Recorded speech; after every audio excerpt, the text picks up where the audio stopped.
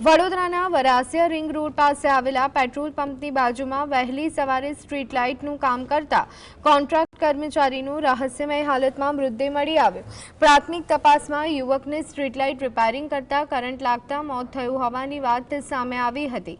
મોડી રાત્રે સ્ટ્રીટ લાઇટની રિપેરિંગની વર્દી મળતા સાથી કર્મચારી નિલેશ સાથે લાઇટ રિપેરિંગ કરવા ગયો હતો, જે બાદ તે પરત પણ આવી ગયો હતો। તો પછી યુવક કોના કહેવાથી વારસિયા રોડ પર ગયો તે તપાસનો વિષય છે। સચિનના મોતથી તેના પરિવારમાં શોકનો માહોલ છવાયો છે। એ ગાડી મૂકવા ગયો તો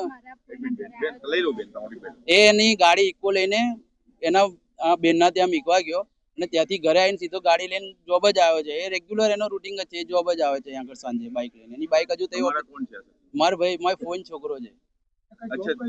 એ બીએમસી આજે 4 માં સ્ટ્રીટ લાઇટમાં એ જોબ વાયરમેનમાં જોબ કરે છે વર્ષોથી।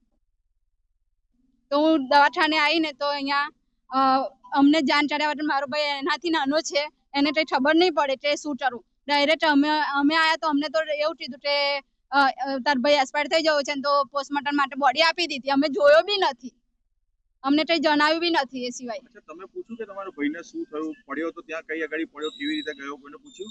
આ બધું કોઈ જવાબ જ નથી આપતા। એવું કે છે તો ખાલી ફ્રેન્ડલી તરીકે મારી જોડે જોબ કરતો તો એવું પહેલા અમને કીધું। મતલબ ફ્રેન્ડલી હોય તો કેવી રીતના તમે એનો પીએફ પડે, પગાર પડે, બરાબર? પગાર તો ઓનલાઈન ખાતામાં જ પડે છે, તો કેવી રીતે આવે ત્યાં?